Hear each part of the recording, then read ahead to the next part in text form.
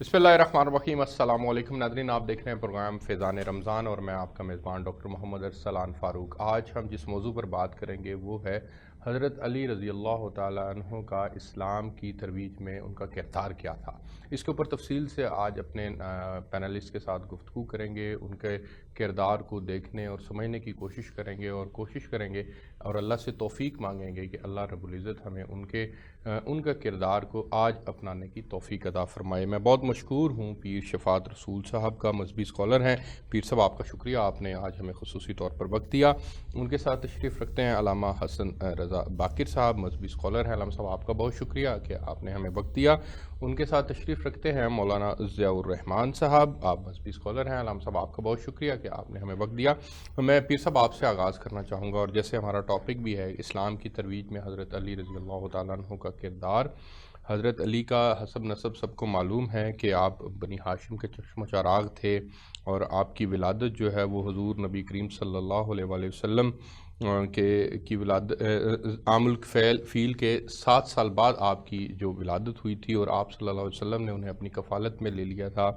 आपकी वालदा भी बाद में मुसलमान हो गई थी, और आपके वालिद की खिदमत जो हैं वो दीन इस्लाम के लिए, उसमें कोई शक नहीं है कि आपने कितनी खिदमत सर अंजाम दी। आपका अपना जो किरदार है इस्लाम की तरवीज में वो क्या है, ज़रा आप गुफ्तगू को आगे बढ़ाएं प्लीज़। बिस्मिल्लाहिर्रहमानिर्रहीम। जब नबी पाक सल्लल्लाहु अलैहि वसल्लम ने ऐलान नबूवत फरमाया जी तो उस वक़्त एक कंपटीशन की फ़िज़ा पैदा हो गई थी। जी उस कंपटीशन की फ़िज़ा में जिस दिन कोई सरदार कलमा पढ़ के मुसलमान होता था उसे इस्लाम की तरवीज, इशाअत और फ़तह का दिन समझा जाता था, ठीक है। और कुफ़र उस दिन गम और हुज़न में डूबा रहता था। यानी उस दौर में किसी एक का कलमा पढ़ लेना ये इस्लाम की तरवीज, इशाअत और लोगों की मोटिवेशन के लिए एक बहुत बड़ा ज़रिया था। कोई शक नहीं।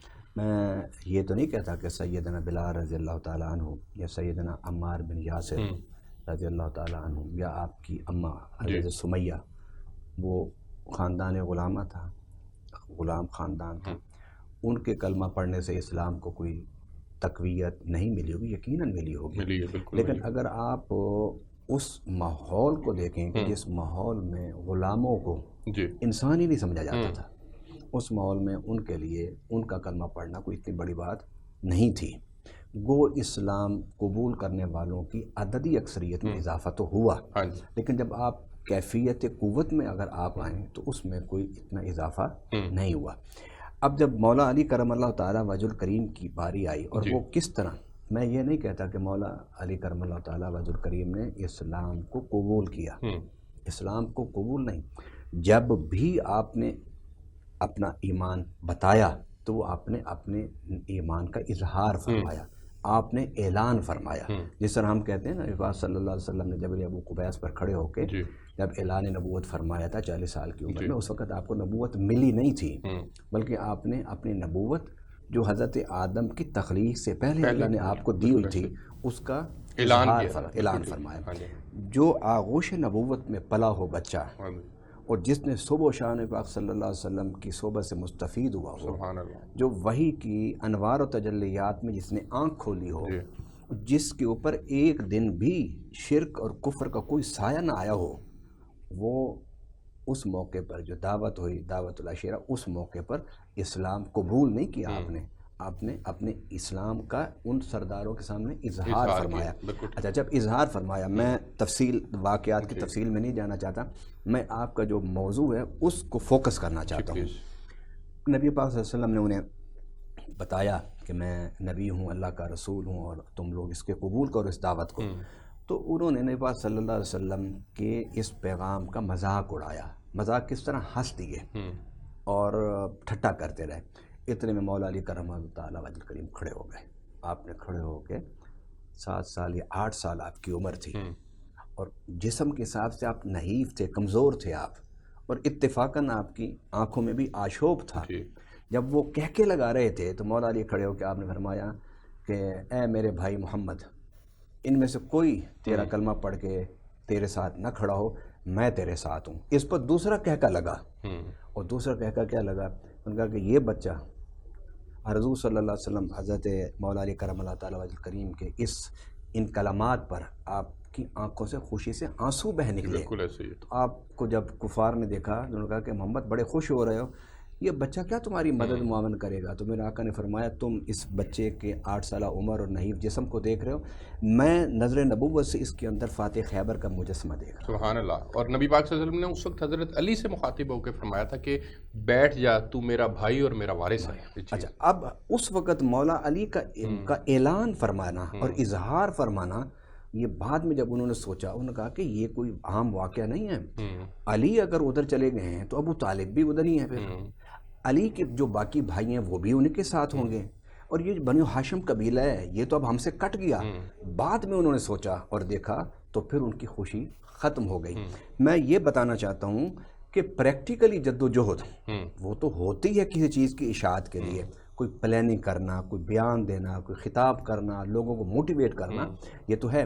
لیکن مولا علی کرم اللہ تعالیٰ وجہ الکریم کا اس ایٹماسفیئر میں اپنے ایمان کا اظہار کرنا، یہ بے شمار سرداروں کے لیے اور غلام خاندانوں کے لیے، غلام افراد کے لیے ایک جرت، ایک موٹیویشن، ایک توجہ کا باعث بنا. یعنی مولا علی کرم اللہ تعالیٰ وجہ الکریم کے اس اعلان کے بعد حضرت ابو طالب رضی اللہ تعالیٰ عنہ، انہوں نے بھی اس فیصلے کو پسند فرمایا. حالانکہ اس وقت تک مولا علی نے اپنے والد کے سامنے اس کا اظہار نہیں کیا تھا، لیکن اس اعلان پر ان کا خوش ہونا، یہ بھی ان سرداران مکہ کا جو ماحول تھا، کفار کا جو ماحول تھا، اس میں ایک موٹیویشن تھی. اس سرداران مکہ نے جب سیدنا ابو طالب کے چہرے پر مسکراہٹ دیکھی، خوشی دیکھی، تو ان کے اندر زلزلے برپا ہو گئے کہ ہم تو سمجھ رہے ہیں کہ یہ ایک کمزور سا جسم والا بچہ ہے. نانا ایسے نہ سوچو، وہ جو اس کا باپ ہے، جو بنو ہاشم کا سردار ہے، وہ بھی خوش ہو رہا ہے. اس کا مطلب ہے کہ ابو طالب بھی محمد کے ساتھ ہیں. بالکل ایسے ہی ہے. اور آپ کی حضرت ابو طالب کی تو بے شمار خدمات ہیں نا. یہ تو خدمات تو حضور صلی اللہ علیہ وسلم کے اعلان نبوت سے پہلے کی بھی ہیں اور بعد کے بھی ہیں. میں بات یہ کر رہا ہوں کہ ترویج اسلام میں حضرت علی نے بنیاد ڈالی، اور علی کا اعلان اسلام کرنا اور اظہار اسلام کرنا، یہ ایک دفعہ تو ان کے کہکے کا سبب بنا، لیکن اگلے ہی لمحے ان کو سمجھ آ گئی کہ علی کے سارے بھائی بھی محمد صلی اللہ علیہ وسلم کے ساتھ ہیں. اور علی کے والد کو جب چہرے کو دیکھا تو وہ بھی متبسم تھے. وہ یہ سمجھ گئے کہ بنو ہاشم جو ہے وہ تو اسلام کے پلڑے میں چلا گیا ہے، اور یہ ان کے لیے بڑی تشویش کی بات تھی. اور پھر انہوں نے دیکھا، آپ دیکھیں حضور صلی اللہ علیہ وسلم کا پورا جو دور گزرا مکہ میں، 13 سالہ دور، اس پورے دور میں اگر دائیں بائیں آگے پیچھے کوئی نظر آیا تو فرزندان ابو طالب ہی تو تھے. سبحان اللہ. بالکل کوئی شک نہیں ہے. میں آگے بڑھنا چاہوں گا اور علامہ حسن رضا باقر صاحب کے پاس جانا چاہوں گا. حضرت علی کی جانثاری کے بے شمار واقعات ہیں، لیکن وہ واقعہ جب آپ صلی اللہ علیہ وسلم مکہ سے مدینہ ہجرت کرتے ہیں اور اپنی امانتیں حضرت علی کے سپرد کر کے جاتے ہیں اور فرماتے ہیں کہ صبح یہ امانتیں لوٹا کر وہاں آ جانا، اور وہ اس وقت جب کفار تلواریں لے کر کھڑے ہیں اور وہ آپ کی جان کے دشمن بنے ہوئے ہیں اور آپ کو اس وقت میں وہ شہید کرنا چاہتے ہیں اور آپ سکون کی نیند سو رہے ہیں، تو یہ تھی دین اسلام کے لیے آپ کی خدمات. میں چاہوں گا ان کی جانثاری کے واقعات کے اوپر آپ بھی روشنی ڈالیں. بسم اللہ الرحمن الرحیم. دیکھیے، ہجرت سے پہلے جب 3 سال تک ان کا کفار نے بائیکاٹ کیا تھا اور یہ شیب ابی طالب میں محصور ہو گئے تھے. اب مکی زندگی میں جو اہم ایک عنصر نظر آتا ہے وہ رسول خدا صلی اللہ علیہ وآلہ وسلم کی حفاظت تھی، چونکہ ہر طرف دشمن تھے. اور اس میں سب سے پہلے جب کفار و مشرکین نے حربہ استعمال کیا کہ کوئی بڑا بات کرے تو ہم بات کریں، لیکن انہوں نے جب چھوٹے بچے رسول خدا کی توہین کے لیے پیچھے لگا دیے تو اب کوئی ایسا بچہ ہونا چاہیے تھا جو ان بچوں کے مقابلے میں میدان عمل میں آتے. اور شاید یہی ایک حکمت تھی. بظاہر حضرت علی علیہ السلام کی کم سنی تھی اور وہ رسول خدا کے ساتھ نکلتے تھے. جب آپ تبلیغ دین کے لیے نکلتے رسول خدا ان کے پیچھے پیچھے تھا کہ اگر کوئی بچہ توہین کرے تو ایک بچہ حضرت ابو طالب علیہ السلام کا یہ بیٹا انہیں روکے گا. اور پھر جب شیب ابی طالب، حضرت ابو طالب علیہ السلام کیا کرتے، رسول خدا صلی اللہ علیہ وآلہ وسلم کو اپنے بستر سے اٹھا دیتے اور حضرت علی علیہ السلام کو اس بستر پہ سلا دیتے. اور جب پوچھا گیا کیوں کرتے تو آپ فرماتے اس لیے کہ اگر رات کو دشمن حملہ کرے تو سرکار محمد صلی اللہ علیہ وآلہ وسلم وہ بچ جائیں اور میرا بیٹا قتل ہو جائے. یعنی گویا باپ نے اپنے بیٹے کو اس طرح سے پالا تھا. اس لیے جب رسول خدا ہجرت فرما رہے تھے اور حضرت علی علیہ السلام کو کہا میرے بستر پہ سونا ہے، آپ نے صرف ایک کہا میرے سونے سے آپ کی جان بچ جائے گی. آپ نے فرمایا ہاں، اور صبح امانتیں دے کے آپ نے بھی آ جانا ہے۔ تو اس وجہ سے پہلے سے ہی حضرت علی علیہ السلام وہ ایک ریاضت کر رہے تھے کہ جو جناب ابو طالب علیہ السلام نے تربیت فرمائی تھی کہ رسول خدا کی جان بچانے کے لیے آپ نے اپنی جان کا نذرانہ پیش کر دینا ہے، لیکن رسول خدا صلی اللہ علیہ وآلہ وسلم کو آنچ نہیں آنی چاہیے۔ اور پھر اس میں ایک اور یہ بھی ہے ترویج اسلام کے لیے، رسول خدا تو ہجرت فرما رہے تھے، اگر امیر المومنین حضرت علی علیہ السلام بھی چلے جاتے تو شاید کفار یہ نہ کہتے کہ وہ نعوذ باللہ فرار ہو گئے ہیں۔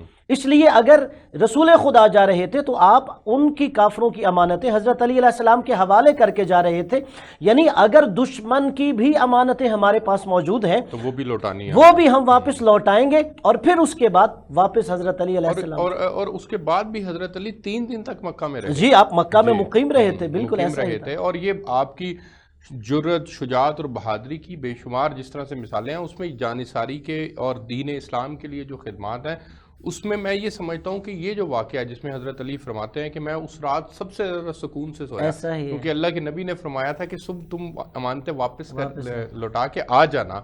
تو اس سے یہ ثابت ہوتا ہے کہ آپ نے ہمیشہ اپنے آپ کو نبی پاک صلی اللہ علیہ وسلم کی ذات عالی کے لیے، اللہ اور اللہ کے رسول کے لیے اگر کچھ بھی دینا اور قربان کرنے کا موقع آیا تو آپ نے اس کو قبول کیا ہے اور اپنے آپ کو پیش کیا ہے، اس میں کوئی دو رائے نہیں ہے۔ در حقیقت یہ وہی عہد تھا جس کی طرف مفتی صاحب نے اشارہ بھی فرمایا کہ جو پہلی اعلان تبلیغ تھی دعوت ذو العشیرہ، کہ اس میں آپ نے جو رسول خدا صلی اللہ علیہ وآلہ وسلم سے وعدہ فرمایا تھا کہ اے اللہ کے رسول، میں آپ کا ساتھی بن کے اس امر رسالت میں دین کی ترویج کے لیے آپ کے ساتھ ساتھ رہوں گا، وہی جو دعوت ذو العشیرہ پہ آپ نے وعدہ کیا ہمیں آخری دن تک نظر آتا ہے کہ آپ نے دین اسلام کی ترویج کے لیے رسول خدا صلی اللہ علیہ وآلہ وسلم کے ساتھ ساتھ۔ بالکل ٹھیک ہے، میں آگے بڑھنا چاہوں گا اور مولانا ضیاء الرحمان صاحب کے پاس جانا چاہوں گا۔ مولانا صاحب، جب تک آپ نے مکہ سے ہجرت نہیں کی تھی نبی پاک صلی اللہ علیہ وسلم نے، اس وقت تک آپ چونکہ پہلے نوخیز بچے ہیں جنہوں نے نبی پاک صلی اللہ علیہ وسلم نے دین پیش کیا اور آپ نے اس کو قبول کیا، تو اس وقت سے لے کر اور وہ 23 سال کی عمر تک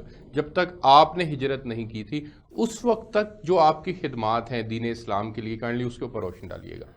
بسم اللہ الرحمن الرحیم، اللہم صلی علی سیدنا مولانا محمد وآلہ وعدرت بعدد کل معلوم۔ میرے سے پہلے دو حضرات ماشاءاللہ انہوں نے بہت سیر حاصل گفتگو کی ہے۔ حضرت علی رضی اللہ تعالی عنہ کی جو شخصیات ہیں، ہم اگر ان کی علمی خدمات کو دیکھیں اس میں بھی کوئی ثانی نظر نہیں آتا، آپ کی فقہی خدمات کو دیکھیں تو اس میں بھی کوئی ثانی نظر نہیں آتا، آپ کی جانبازی، آپ کی جانثاری دیکھیں تو اس میں بھی کوئی ہمیں ثانی نظر نہیں آتا۔ حضرت علی رضی اللہ تعالی عنہ کا کردار اور آپ رضی اللہ تعالی عنہ کے افکار، کہ آپ صلی اللہ علیہ وسلم کے متعلق فرماتے ہیں حضرت علی رضی اللہ تعالی عنہ کہ میں آپ صلی اللہ علیہ وسلم کے پیچھے پیچھے ایسے ہوں جیسے ناقہ کے پیچھے اس کا بچہ ہوتا ہے، یعنی ایک اونٹنی کے پیچھے اس کا بچہ جیسے چل رہا ہوتا ہے، کہ آپ صلی اللہ علیہ وسلم سے یہ جو 13 سال کی زندگی ہے اس میں تو ذرا بر بھی جدائی کہیں بھی نظر نہیں آئے گی حضرت علی رضی اللہ تعالیٰ عنہ۔ اور جہاں کہ آپ نے پوچھا کہ ان کی قربانی، ان کا کردار، حضرت علی رضی اللہ تعالیٰ عنہ ہر غزوہ میں جو ہے آپ صلی اللہ علیہ وسلم کے ساتھ شریک رہے، سوائے غزوہ تبوک کے، وہ آپ صلی اللہ علیہ وسلم نے روک دیا، وہ ایک لمبی بات ہے، اس طرف نہیں جائیں گے۔ حضرت علی رضی اللہ، یہاں پر ایک بات یہ یاد رکھیے گا، حضرت علی رضی اللہ تعالیٰ عنہ نے اپنے ذاتی مفاد کے لیے کبھی بھی کوئی چیز حاصل نہیں کی، نہیں کبھی کوئی کوشش کی، جو کچھ بھی کیا وہ دین اسلام کی خدمت کے لیے کیا، جو کچھ بھی کیا آپ صلی اللہ علیہ وسلم کے اوپر جانثاری جانبازی کے لیے کیا۔ یہاں پر میں ایک چھوٹا سا واقعہ کوٹ کر کے آپ بات سمجھانے کی کوشش کروں گا کہ حضرت علی رضی، یہ تو عموماً ہم نے سنا ہے کہ ایک جنگ غزوہ میں ایک کافر جو ہے آپ کی تلوار کے نیچے آیا، آپ مارنے لگے تو اس نے تھوک پھینک دیا، تو آپ رضی اللہ تعالیٰ عنہ نے اس کو چھوڑ دیا کہ اب میرا جو ہے وہ ذاتی غصہ اس میں شامل ہو گیا ہے، اس میں وہ جو دین کا ایک جذبہ تھا جس کے لیے میں کر رہا تھا اس میں اب میری ذاتی جو ہے وہ غضب شامل ہو گیا، اس لیے اس کو چھوڑ دیا۔ غالباً غزوہ احزاب ہے، عمر بن عبد الرب ایک پہلوان اعلان کرتا ہے، اور وہ ایسا پہلوان ہے کہ عرب میں اس کے مقابلے کا کوئی اور دوسرا نہیں ہے۔ وہ جب وہ اعلان کرتا ہے، مبارزہ اعلان کرتا ہے کہ میرے ساتھ کوئی ہے لڑنے والا میرے ساتھ، تو ایک لرزہ طاری ہو جاتا ہے پورے سب طرف کے، اس کے مقابلے میں اب کون آئے گا؟ تو حضرت علی رضی اللہ تعالیٰ عنہ تلوار لے کے نکلتے ہیں۔ اب یہاں پر ایک بات دیکھیے گا کہ وہ مسکرا کے دیکھتا ہے، کہتا ہے کہ آپ میرے مقابلے میں لڑیں گے؟ تو حضرت علی رضی اللہ تعالیٰ عنہ نے کہا جی۔ اب وہ نام پوچھتے ہیں جیسے وہ کرتے ہیں اپنا، یعنی کہ غرور و تکبر کے اندر وہ اس طرح باتیں کرتا کرتا کہتا ہے کہ میں جو بھی میری ایک عادت ہے کہ جو بھی مجھ سے لڑتا ہے نا تو میں اس کی 3 خواہشوں میں سے ایک خواہش کو ضرور پورا کرتا ہوں. تم میرے سامنے کوئی اپنی 3 خواہشیں رکھ دو تو میں ان میں سے کوئی ایک خواہش تمہاری پوری کر دوں گا. اب یہاں پر دیکھیے حضرت علی رضی اللہ تعالیٰ عنہ 3 خواہشات اپنے سامنے رکھتے ہیں. اس میں سے پہلی خواہش کیا رکھی؟ کہا کہ میری اولین خواہش یہ ہے کہ تم اسلام لے آؤ. سبحان اللہ. تم اسلام لے آؤ. اور پھر اس نے کہا یہ تو نہیں ہو سکتا. انہوں نے کہا دوسری خواہش؟ کہا دوسری خواہش یہ ہے کہ تم اس میدان سے واپس چلے جاؤ. اب دیکھیں وہ دونوں خواہشوں پہ پورا نہیں اتر سکتا تھا. اگر اسلام لے آتا پھر بھی تو لڑائی ختم تھی. تو اگر وہ میدان سے واپس چلا جاتا تو اس کی پہلوانی ختم. اور تیسری شرط حضرت علی رضی اللہ تعالیٰ عنہ نے رکھی کہ تم میرے ساتھ لڑو گے، تم میرے ساتھ کیا کرو گے؟ مقابلہ کرو گے. اور پھر ایک ہی بار میں اس کا جو ہے نا کام تمام کر دیا. یہاں پر یہ سمجھنے کی چیز ہے کہ حضرت علی رضی اللہ تعالیٰ عنہ نے یہاں پر بھی دیکھیں میدان جنگ میں بھی اسلام کو اولین رکھا. بالکل. حضرت علی رضی اللہ تعالیٰ عنہ سراپا اسلام ہے، مجسم اسلام ہے، پاؤں سے کے ناخن سے سر کے بال تک حضرت علی رضی اللہ تعالیٰ عنہ بالکل ان کی بے شمار خدمات ہیں. میں آگے بڑھنا چاہوں گا اور میں بریک پہ جانے سے پہلے پیر صاحب کے لیے سوال چھوڑ کے جا رہا ہوں کہ آپ حضرت علی رضی اللہ تعالیٰ عنہ کی جس طرح سے شجاعت و بہادری کے واقعات مولانا ضیاء الرحمان صاحب نے جو ہے وہ بیان کیے ہیں، میں چاہوں گا کہ انہی واقعات میں سے چند ایک واقعات آپ بھی سنائیں اور گفتگو کو آگے بڑھائیں. ایک ناظرین بریک لیتے ہیں، بریک سے واپس آئیں گے تو یہیں سے کنٹینیو کریں گے. ہمارے ساتھ رہیے. جی ویلکم بیک ناظرین. آج ہم فیضان رمضان پروگرام کے اندر بات کر رہے ہیں اسلام کی ترویج میں حضرت علی رضی اللہ تعالیٰ عنہ کے کردار کے اوپر. پیر شفاعت رسول صاحب سر، حضرت علی رضی اللہ تعالیٰ عنہ نے بے شمار غزوات کے اندر حصہ لیا اور آپ کی شجاعت اور بہادری کے بے شمار واقعات ہیں. غزوہ بدر کا واقعہ بھی ہمارے سامنے ہے. میں چاہوں گا کہ آپ نے جو شجاعت و بہادری کے جو بے شمار واقعات ہیں ان میں سے چند ایک واقعات آپ ناظرین کے لیے سنائیے. سیدنا علی کرم اللہ تعالیٰ وجہ الکریم، آپ کا ایک لقب ہے حیدر کرار. تو حیدر کرار کا معنی خود اس بات کا غماز ہے جی کہ علی سے بڑھ کے کوئی شجاع نہیں تھا. سبحان اللہ. لیکن ایک بات آپ نے کی، میں اس ادھر بھی جی آپ سے اختلاف کا حق رکھتے ہوئے میں بات کرنا چاہتا ہوں کہ حضور صلی اللہ علیہ وسلم نے اسلام پیش کیا اور مولا علی نے قبول کیا. ایسی مجھے تو کوئی روایت نہیں ملتی. اسلام آنے سے پہلے سیدہ خدیجہ الکبریٰ اور مولا علی یہ دونوں حضور صلی اللہ علیہ وسلم کے ساتھ نماز پڑھا کرتے تھے. حضور جب اس غار سے واپس آتے تھے تو یہ نماز کوئی آپ نے اعلان نبوت کے بعد نہیں شروع کی، آپ نے اعلان نبوت سے پہلے شروع کی. اور حضور صلی اللہ علیہ وسلم کے پیچھے 2 ہی مقتدی ہوتے تھے. باقاعدہ امامت تو نہیں فرماتے حضور صلی اللہ علیہ وسلم، لیکن جب حضور نماز کے لیے کھڑے ہوتے تھے تو سیدہ خدیجہ اور مولا علی کرم اللہ تعالیٰ وجہ الکریم حضور کے پیچھے کھڑے ہو کے اسی طرح اس کو ادا کرتے تھے. میں نے آپ کے سامنے یہ بات رکھی ہے کہ مولا علی اسلام کی حقانیت کو حضور کی آغوش تربیت میں ان کی گھٹی میں یہ چیز اللہ نے شامل کر دی تھی کہ انہیں اعلان نبوت سے پہلے ہی حضور کی نبوت اور رسالت کی معرفت بھی تھی اور اعتراف بھی تھا. لیکن حضرت یہ جو ایجاب و قبول ہے یہ تو ہم نے کتابوں سے ہی پڑھا ہے کہ سب سے پہلے حضرت خدیجہ ایمان لے کے آئی، غلاموں میں حضرت زید بن حارثہ لائے، دوستوں میں حضرت ابو بکر لائے اور نوجوان بچوں میں حضرت علی لے کے آئے. ایجاب و قبول تو ہوا ہوگا نا؟ بچوں میں مولا علی کرم اللہ تعالیٰ وجہ الکریم، ہاں جی، اور عورتوں میں سیدہ خدیجہ الکبریٰ رضی اللہ تعالیٰ عنہا، اور جوان مردوں میں حضرت ابو بکر صدیق رضی اللہ تعالیٰ عنہ یہ تھے. لیکن غلاموں میں حضرت زید بن حارثہ تھے. لیکن یہ کہیں بھی نہیں کہ حضور نے اسلام پیش کیا ہے. اچھا، میں یہ کہہ رہا ہوں آپ کو. اچھا، آپ اس کو ایک دفعہ پھر ریفریش کر لیں. وہ اس کو آپ مطلب میں آپ جہاں مرضی لے جائیں کوئی بات نہیں، لیکن بات کا معنی اور مفہوم وہی ہے. بالکل ٹھیک ہے. باقی میں عرض کرتا ہوں نا، فرق ہے تھوڑا سا. اچھا، مثلا سیدنا صدیق اکبر آئے نا اور کہا کہ میرے دوست میں نے سنا ہے کہ تم نے اعلان نبوت کیا ہے. میں سفر میں تھا تو نبوت کی کوئی دلیل؟ تو میرا آقا صلی اللہ علیہ وسلم مسکرا کے فرمایا کہ وہ جو خواب تو نے دیکھا تھا اور راہب کی تعبیر، کیا وہ میرے نبوت کی سچی دلیل ہونے کے لیے کافی نہیں؟ سیدنا عمر فاروق رضی اللہ تعالیٰ کے بارے میں بھی، دیگر صحابہ کے بارے میں بھی آئے، انہوں نے سوال کیے، حضور نے اس کا جواب دیا، پھر وہ مطمئن ہوئے، پھر کلمہ پڑھا انہوں نے۔ آپ یہ کہنا چاہ رہے ہیں کہ حضرت علی واحد شخصیت ہیں جن کے سامنے کوئی دلیل پیش کرنے کی ضرورت بھی پیش نہیں آئی اور انہوں نے اس بات کو وہ اعلان نبوت سے پہلے غار حرا کی خلوتوں سے ہی سمجھ گئے تھے سب کچھ۔ بالکل ٹھیک ہو گیا، آگے بڑھیں۔ اب آپ شجاعت جرأت کی بات کر رہے ہیں، میں یہاں پر ایک اور بات آپ کے سامنے رکھنا چاہتا ہوں، مولا علی کرم اللہ تعالیٰ وجہ الکریم کی جرأت و شجاعت کی۔ حضور کے سامنے صحابہ تھے نا، علی بھی صحابی ہیں، ان کو ہم صحابیت کے زمرے سے نہیں نکال سکتے، لیکن مولا علی کو دوہری فضیلت حاصل ہے کہ حضور کے قرابت دار بھی ہیں، اہل بیت میں سے بھی ہیں اور صحابی بھی ہیں۔ صحابہ تو اور بھی تھے، اہل بیت میں سے بھی اور ہوں گے، لیکن اس مشکل وقت میں مولا علی کا انتخاب کرنا یہ سب سے بڑی دلیل ہے کہ یہ دل اور دماغ کے مضبوط ہیں، ارادوں کے مضبوط ہیں۔ اور یہ بھی حضور کو پتا تھا کہ وہاں جن لوگوں نے گھیرا ڈالا ہوا ہے وہ کوئی 1 2 4 بندے نہیں ہیں، مختلف روایات کے مطابق 25 سے 30 لوگ تھے۔ میرے آقا سمجھتے تھے کہ علی اتنا بہادر ہے، اتنا مضبوط ہے، اتنا جری ہے۔ ایک تو یہ نا کہ میں کہوں کہ مولا علی نے یہ کارنامے دکھائے، ایک یہ کہ حضور صلی اللہ علیہ وسلم کا یہ فیصلہ بتاتا ہے کہ مولا علی سے بڑھ کے کوئی جری اور جرأت مند کوئی نہیں کہ جو اکیلا 30 لوگوں سے 35 لوگوں سے 40 لوگوں سے مقابلہ کر سکتا ہے۔ جا کے سو گئے وہاں جا کے اور بڑے سکون سے سوئے۔ آپ نے بات کی، میں آپ کی بات کو مکمل کرنا چاہتا ہوں۔ لوگوں نے پوچھا کہ علی تم تو تلواروں کے پہرے میں کیسے سکون کی نیند سو گئے؟ ان کا جتنا مزہ مجھے اس رات آیا کبھی نہیں آیا۔ انہوں نے کہا کیوں؟ انہوں نے کہا کہ حضور نے فرمایا تھا تو مانتے تھے کہ مجھے مدینے آ کے ملنا، یہ پوری حدیث ہے۔ سبحان اللہ۔ تو فرمایا کہ جب آقا کی زبان سے نکل گیا، میں نے کہا اب تو یہ 35 45 تلواریں تو میرا کیا بگاڑیں گی؟ کائنات کی کوئی بھی جابر میرا کچھ نہیں بگاڑ سکتا۔ اور پھر حضرت غزوہ بدر کی طرف بھی تو دیکھیں نا، جب نبی پاک صلی اللہ علیہ وسلم کفار کے بالکل جھرمٹ میں تھے اور اس وقت میں حضرت علی نے وہ تو مولا علی کرم اللہ تعالیٰ وجہ الکریم نے جرأت و بہادری دکھائی۔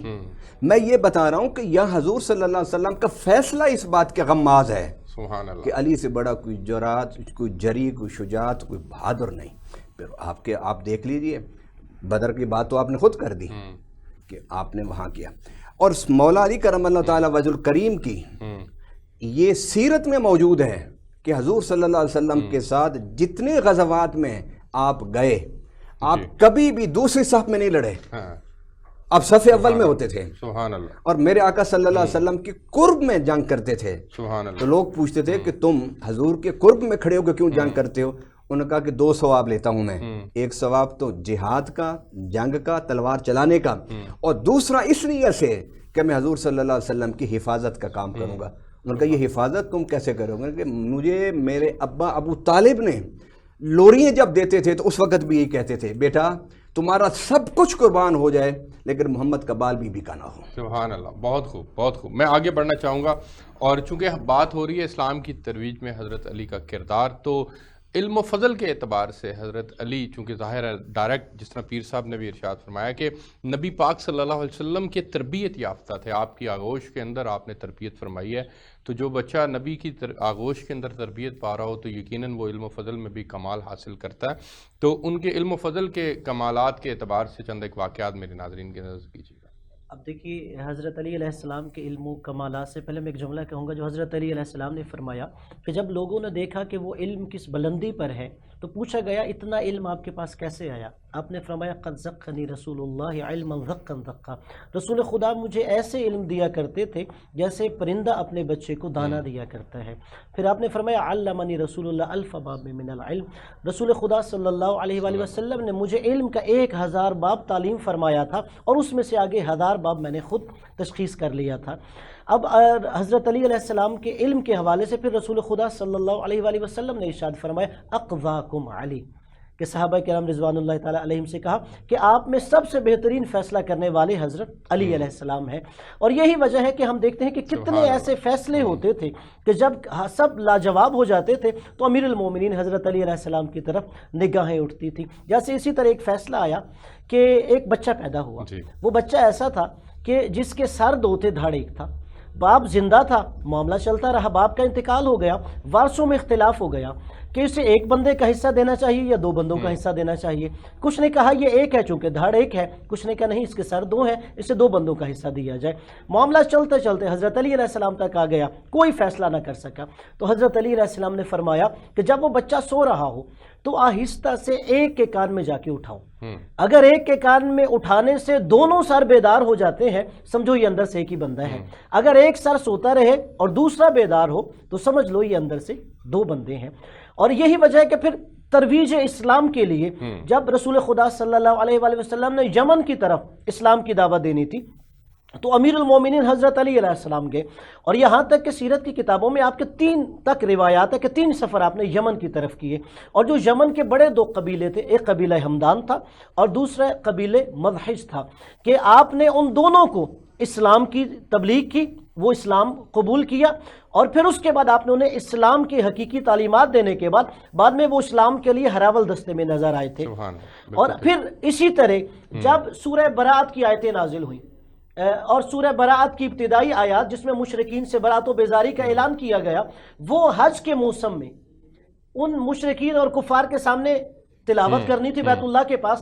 تو اس وقت بھی دیکھیے حضرت علی علیہ السلام کی بہادری, یعنی جس مکہ معظمہ کے لوگ رسول خدا امیر المومنین مسلمانوں کے جان کے دشمن تھے, آپ تنہا سورہ براءت لے کر مکہ چلے گئے اور آپ نے ان کفار کے سامنے سورہ براءت کی ان آیات کی تلاوت فرمائی. یہ بتاتا ہے کہ حضرت علی علیہ السلام اپنے ارادے میں کس طرح مستحکم تھے, اور دوسری طرف انہیں اپنی شجاعت پر اتنا اطمینان تھا کہ اگر میں تنہا بھی کفار کے درمیان مکہ میں چلا جاؤں تو وہ میرا کچھ نہیں بگاڑ سکتا. بالکل ٹھیک ہو گیا. علامہ صاحب میں آگے بڑھنا چاہوں گا اور مولانا ضیاء الرحمان صاحب کے پاس جانا چاہوں گا. علامہ صاحب علم و فضل کے کمالات کے اوپر روشنی ڈالیے گا. حضرت عمر فاروق رضی اللہ تعالیٰ عنہ فرماتے ہیں حضرت علی رضی اللہ تعالیٰ عنہ کے متعلق کہ اگر علی نہ ہوتے تو عمر ہلاک ہو جاتا.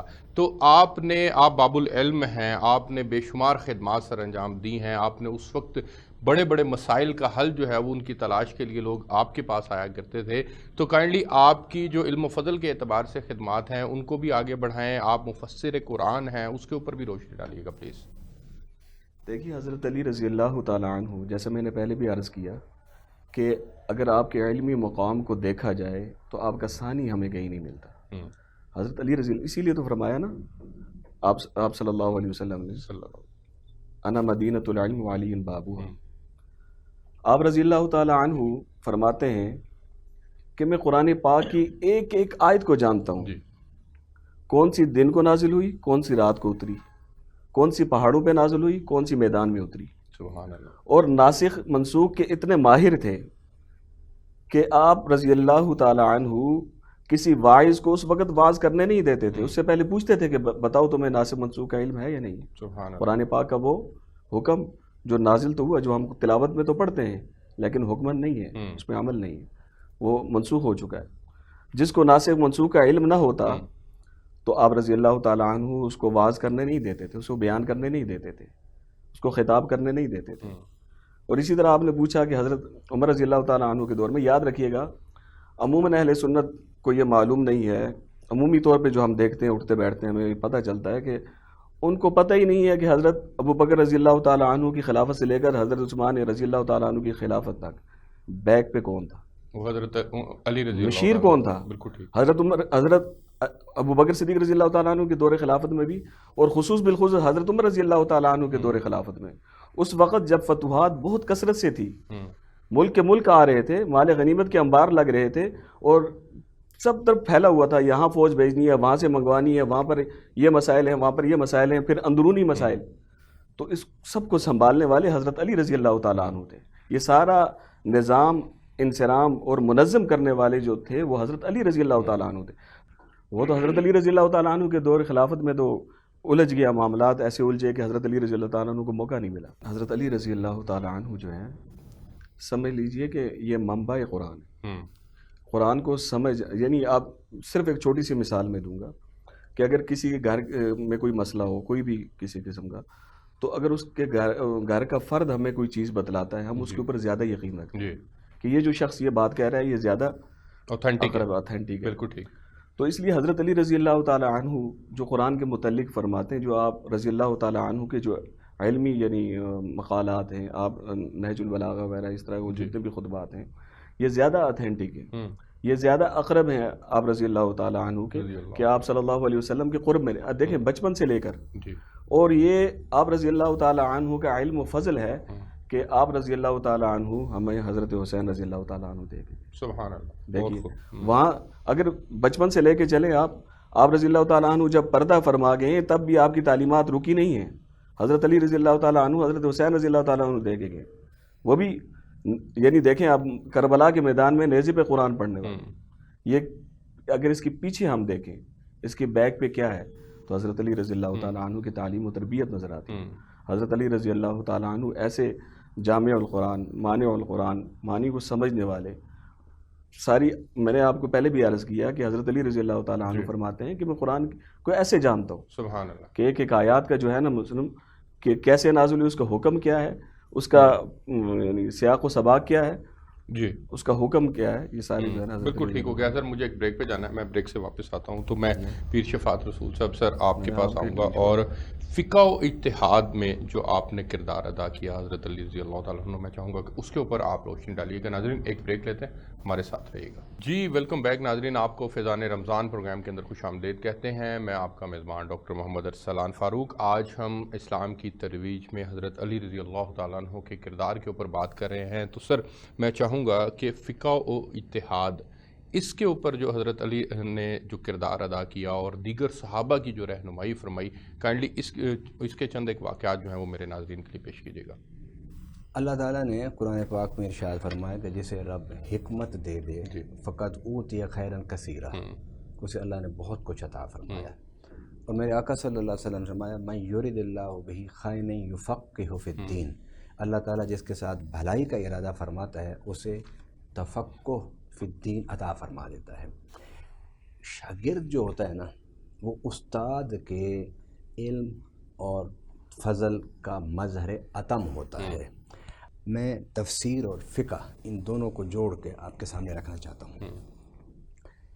اہل سنت کے نزدیک جو سب سے پہلی تفسیر لکھی گئی قرآن پاک کی وہ ہے تفسیر ابن عباس رضی اللہ تعالیٰ عنہ. سیدنا عباس رضی اللہ تعالیٰ عنہ کے یہ فرزند حضرت عبداللہ جب حضور صلی اللہ علیہ وسلم دنیا سے تشریف لے گئے تھے تو بڑی مشکل سے ان کی عمر 12-13 سال سے کم تھی. ٹھیک ہے. اب سیدنا عبداللہ ابن عباس رضی اللہ تعالیٰ عنہ فرماتے ہیں کہ میری رائے کو بڑی اہمیت دی جاتی تھی قرآن فہمی کے حوالے سے اور قرآن کی تبلیغ اور قرآن کی تعلیم کے حوالے سے. تو آپ سے کسی نے پوچھا کہ آپ نے یہ کس طرح قرآن کی تفسیر کا علم حاصل کیا اور کس سے حاصل کیا؟ تو آپ فرمایا میں حضرت ابوبکر صدیق کے پاس بھی بیٹھا, عمر فاروق کے پاس بھی بیٹھا, عثمان غنی کے پاس بھی بیٹھا, لیکن میرا زیادہ وقت کیونکہ یہ امور سلطنت میں مصروف تھے تو میں زیادہ وقت مولا علی کے ساتھ رہتا تھا. میرے پاس جتنی تفسیر فہمی ہے یہ مولا علی کرم اللہ تعالیٰ وجہ الکریم کے علم کا فیضان ہے. یعنی دنیا عالم میں دنیا میں جو سب سے پہلی تفسیر جو ہمارے ہاتھوں میں آئی تفسیر ابن عباس وہ فیض ہے مولا علی کرم اللہ تعالیٰ وجہ الکریم کی تفسیر کا, ان کی تفسیر فہمی کا. اب آئیے فقہ کی بات. حضرت عبداللہ ابن عباس کی بات ہی میں آپ کے سامنے رکھ دیتا ہوں. ایک دعوت پر بیٹھے تھے جس میں حضرت ابو ہریرہ بھی تھے, اکابر صحابہ بھی تھے. تو جب وہ کھانا کھا کے فارغ ہوئے تو حضرت ابو ہریرہ نے کہا کہ پانی لے آؤ, میں نے وضو کرنا ہے. تو حضرت عبداللہ ابن عباس کو شاید علم تھا کہ تو وضو کر کے آئے ہیں. تو آپ نے فرمایا چچا آپ نے تو ابھی وضو کیا ہے تو اب دوبارہ کیوں وضو کرنا چاہتے ہیں؟ انہوں نے فرمایا کہ میں نے گوشت کھایا ہے. اور حضور صلی اللہ علیہ وسلم نے فرمایا الوضوء مما مست النار, اس چیز سے وضو آپ پر لازم ہو جائے گا جس چیز کو آگ نے مس کیا اور آپ نے اسے کھا لیا یا استعمال کیا. تو حضرت عبداللہ ابن عباس رضی اللہ تعالیٰ عنہ نے سوال رکھ دیا. آپ فرمایا چچا اگر میں آپ کو گرم پانی لا کے دوں تو آپ کا وضو ہو جائے گا؟ تو گرم پانی کو بھی تو آگ نے مس کیا ہے نا, اس کو حرارت آگ نے بخشی ہے نا, اس کو گرمی آگ نے دی ہے نا. تو حضرت ابو ہریرہ رضی اللہ تعالیٰ عنہ نے جب یہ بات سنی تو آپ نے کیا فرمایا؟ فرمایا بھتیجے میں تمہارے سامنے حدیث رسول رکھتا ہوں اور تم میرے ساتھ حجت کرتے ہو. حجت کا معنی دلیل لاتے ہو میری بات پر, حدیث کے مقابلے میں دلیل لاتے ہو. تو حضرت عبداللہ ابن عباس نے عرض کی چچا جان, وہ چچا کہتے تھے عمر میں بڑے تھے, اچھا جا میں آپ کے ساتھ حجت دلیل نہیں لا رہا، سبحان اللہ۔ مجھے صرف یہ بتائیے کہ آپ کا وضو ہو جائے گا یا نہیں؟ فرمایا وضو تو ہو جائے گا، تو اس کا مطلب ہے کہ گرم چیز جو آگ سے پکی ہوئی ہو وہ ناقض وضو نہیں ہے۔ جب ناقض وضو نہیں ہے تو آپ نے گوشت کھایا تو آپ کا وضو کیسے ٹوٹ گیا؟ فرمایا اس حدیث کے مطابق پھر آپ کو گرم پانی سے وضو ہونا ہی نہیں چاہیے۔ تو آپ نے فرمایا بیٹا پھر تم بتا دو۔ اللہ اکبر۔ حضرت ابو ہریرہ حافظ الحدیث تھے صحابہ کرام میں، آپ ایک بچے سے پوچھ رہے ہیں کہ اس حدیث کا مفہوم تم بتا دو۔ تو حضرت عبداللہ ابن عباس رضی اللہ تعالی عنہما نے، یہ اہل بیت میں بھی تھے نا، یہ فیض تھا اہل بیت کا کہ بڑی بڑی الجھنوں میں، قرآن کی الجھن ہو یا فقہ کی الجھن ہو، آپ حل فرماتے تھے۔ مولا علی کا تو بڑا مقام ہے، میں ان کے شاگرد کی بات کر رہا ہوں۔ اچھا، انہوں نے کہا کہ وضو کے دو معنی ہوتے ہیں، ایک وضو کا معنی اصطلاحی ہے اور ایک وضو کا معنی لغوی ہے۔ تو اصطلاحی وضو تو وہ ہے جو ہم کرتے ہیں نماز پڑھنے سے پہلے، چہرہ دھوتے ہیں، ہاتھ دھوتے ہیں، پاؤں دھوتے ہیں، مسح کرتے ہیں، بالکل ٹھیک، یہ ہو گیا۔ اور ایک وضو کا لغوی معنی ہے، اور وہ لغوی کا معنی ہے کلی کرنا۔ تو میرے آقا صلی اللہ علیہ وسلم کی مراد یہاں یہ تھی کہ اگر آپ کوئی آگ پکی چیز گوشت کھا لیتے ہو تو نماز پڑھنے سے پہلے کلی کر لیا کرو، تاکہ تمہارے دانتوں کے اندر پھنسے ہوئے ذرات تمہیں نماز میں مضطرب نہ کریں اور تمہاری توجہ اللہ سے نہ ہٹائیں۔ یہ مقصد تھا۔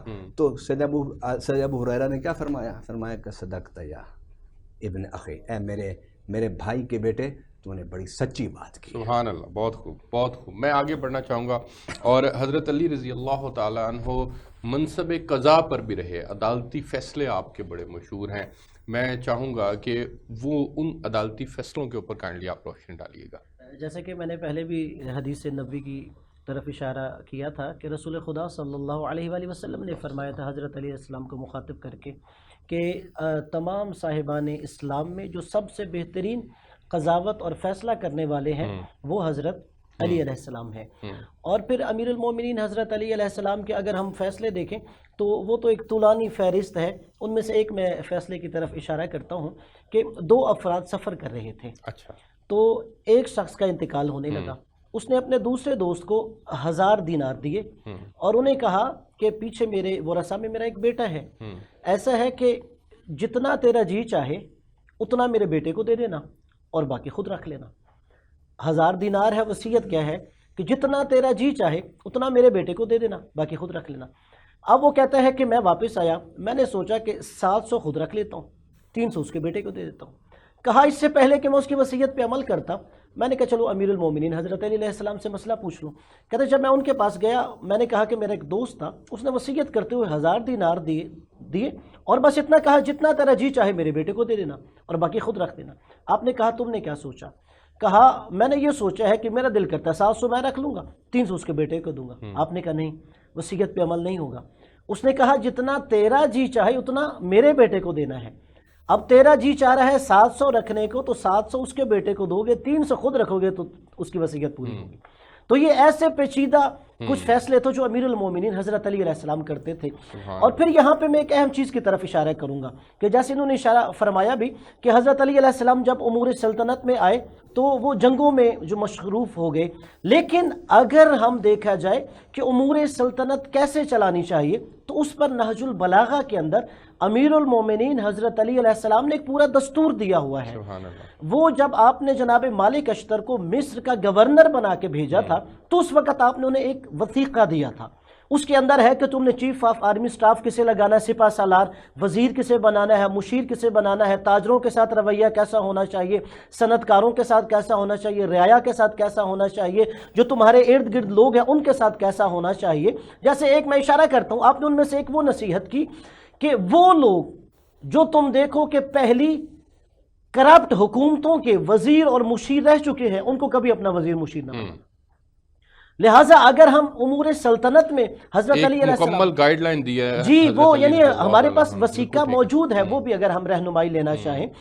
اور پھر اس کے بعد میں کہوں گا اسی طرح علم النحو ہے، علم النحو کی بھی جتنے بھی عربی زبان کے قواعد ہیں ان میں سب سے پہلے مدون شکل میں امیر المومنین حضرت علی علیہ السلام نے اپنے شاگرد ابو الاسود دؤلی کو کہا تھا کہ تم اس پر کام کرو کہ عربی زبان کے باقاعدہ جو قواعد ہیں، جو گرامر ہے، اسے مرتب کی جائے۔ اور آپ نے اسے جملہ کہا تھا کہ کلمہ یا اسم ہوتا ہے یا فعل ہوتا ہے یا حرف ہوتا ہے، تو وہ ابو الاسود علی جو بہت بڑا نحوی مانا جاتا ہے وہ حضرت علی علیہ السلام کے شاگرد تھے۔ پھر اس کے بعد قرآن مجید کے اوپر آپ کو پتہ جب قرآن نازل ہوا اس وقت نقطے نہیں ہوتے تھے، یہ جو نقاط لگائے گئے یہ بھی پھر ابو الاسود علی کے دو شاگرد تھے، یعنی ابو الاسود علی حضرت علی علیہ السلام کے شاگرد، پھر ان کے دو شاگرد تھے یحییٰ بن یعمر اور نصر بن عاصم، پھر انہوں نے یہ کام کیا۔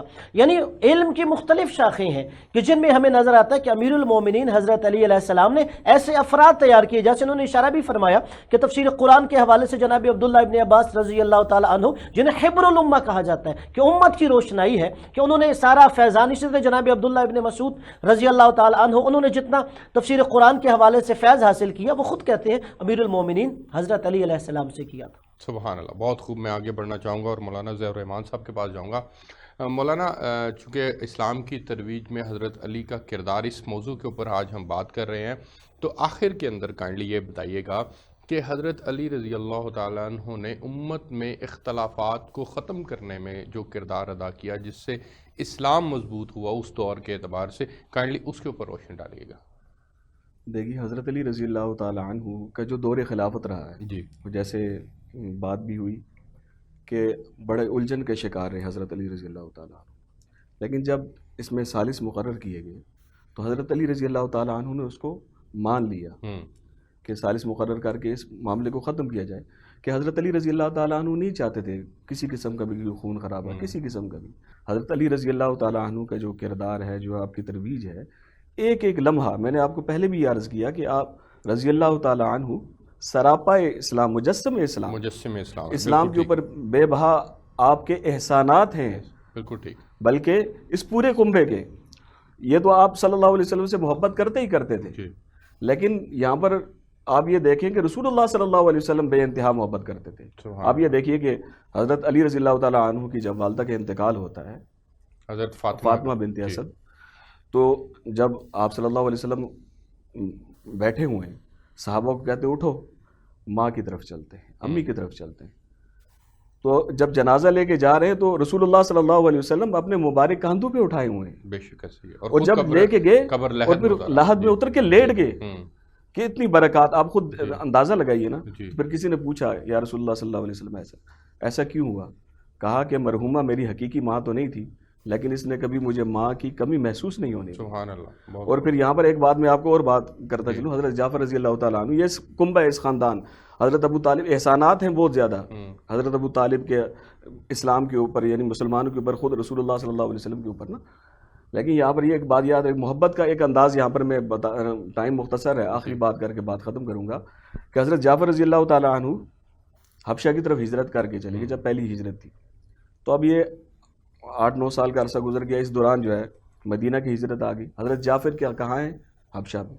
اب یہاں پر بھی تقریباً 7-8 سال کا غالباً عرصہ گزر چکا جب فتح خیبر ہوئی، تو اس دوران جو ہے حضرت جعفر رضی اللہ تعالیٰ عنہ کی آمد ہوئی مدینہ میں، تو آپ صلی اللہ علیہ وسلم استقبال کے لیے آگے چلے گئے ہیں، اور حضرت جعفر رضی اللہ تعالیٰ عنہ کو پکڑا ہے، ان کا ماتھا چوما ہے، انہیں گلے سے لگایا ہے، اور پھر ایک جملہ فرمایا کہ مجھے بہت خوشی ہو رہی ہے، میں سمجھ نہیں پا رہا، مجھے خوشی جو ہے وہ غزوہ خیبر کے فتح ہونے کی ہے، جعفر کے آنے کی۔ سبحان اللہ، بالکل، کتنا خوبصورت اور کتنا پیارا رشتہ تھا، یہ وہ ہستیاں ہیں۔ بہت خوب، بالکل ٹھیک ہو گیا۔ آپ تینوں مہمانوں کا بہت شکریہ۔ ناظرین، آپ نے پروگرام دیکھا، آج ہم نے اسلام کی ترویج میں حضرت علی رضی اللہ تعالیٰ عنہ کے کردار کے اوپر تفصیل سے روشنی ڈالی، اور یقیناً ان کا کردار جو ہے وہ مثالی کردار ہے۔ اللہ رب العزت سے دعا ہے کہ اللہ رب العزت ہم سب کو ان کے نقش قدم پر چلنے کی توفیق عطا فرمائے۔ ہمیں یہاں سے اجازت دیجیے، آپ سے کل ایک نئے موضوع کے ساتھ ملاقات ہوگی، تب تک کے لیے اللہ نے کے بعد۔